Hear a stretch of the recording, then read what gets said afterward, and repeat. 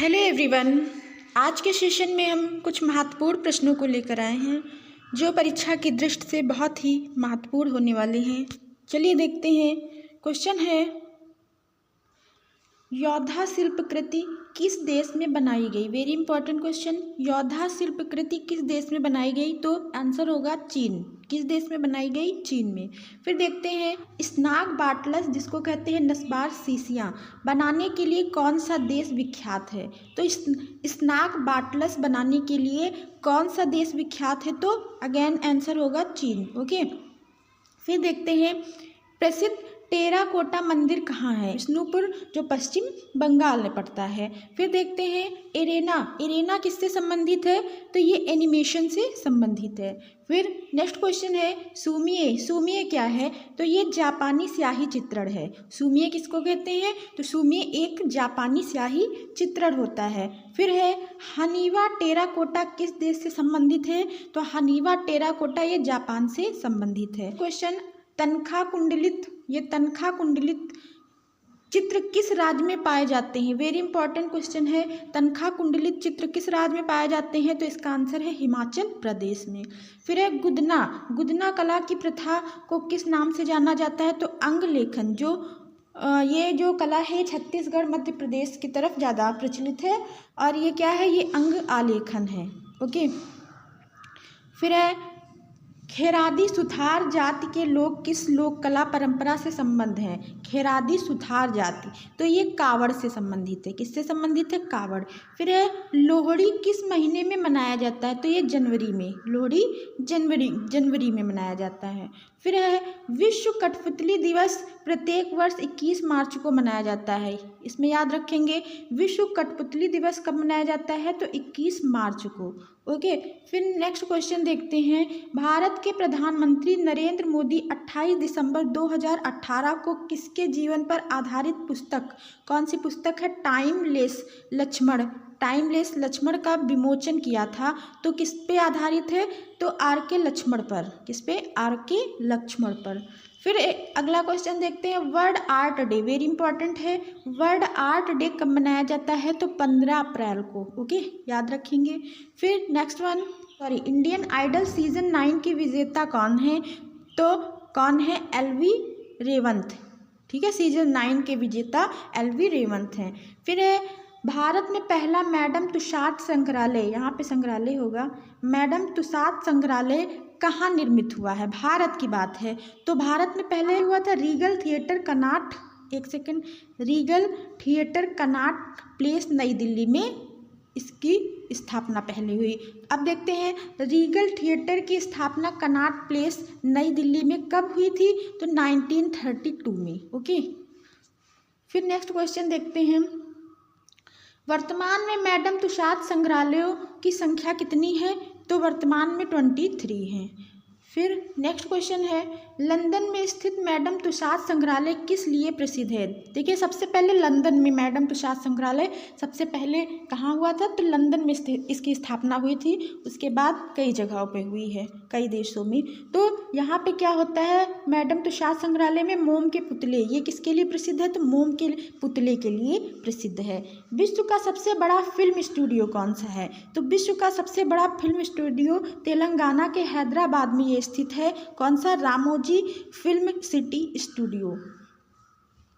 अब अगला है, वंस अपॉन ए टाइम कलाकृति किसकी है, तो B.N. आर्य की है। ओके।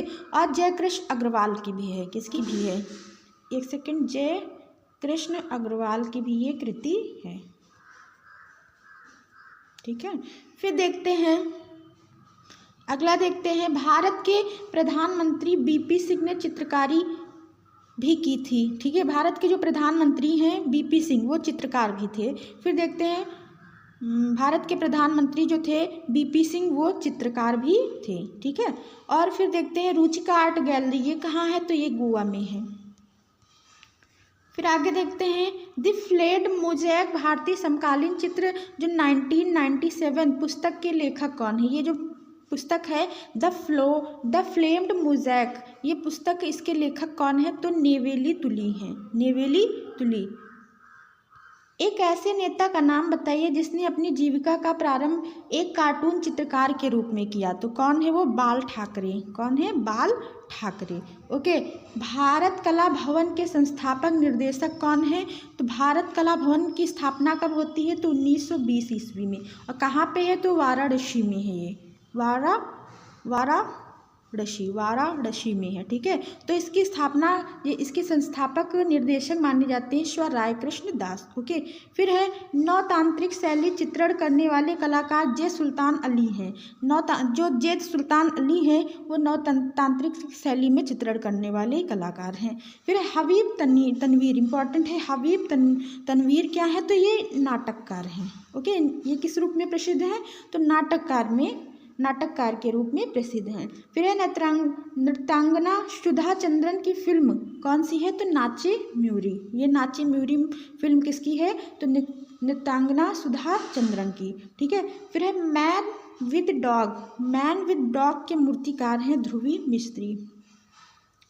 फिर आगे देखते हैं डायग्राम ऑफ ए ऑब्जेक्ट 1990 ध्रुव मिस्त्री की प्रसिद्ध मूर्ति है। डायग्राम ऑफ एन ऑब्जेक्ट किसकी मूर्ति है? तो ध्रुव मिस्त्री की। फिर है ये मूर्ति कहाँ प्रदर्शित है? तो ये मूर्ति Hungarian art gallery Glasgow Scotland में ये प्रदर्शित है। फिर झंझा ये किसकी कृति है? तो डीपी धूलिया की। ओके। फिर देखते हैं प्रोफेसर मदन लाल नागर क्या थे? तो चित्रकार के रूप में प्रसिद्ध हैं।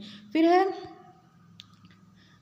आगे देखते हैं मुकेश गोस्वामी किस क्षेत्र में प्रसिद्ध कलाकार हैं? तो सिरेमिक क्षेत्र में। फिर है गढ़ी मूर्ति कला स्टूडियो वर्तमान पर्यवेक्षक कौन है? तो ये इसको छोड़ देते हैं, प्रेजेंट में कोई और होंगे, इसको छोड़ देते हैं क्वेश्चन।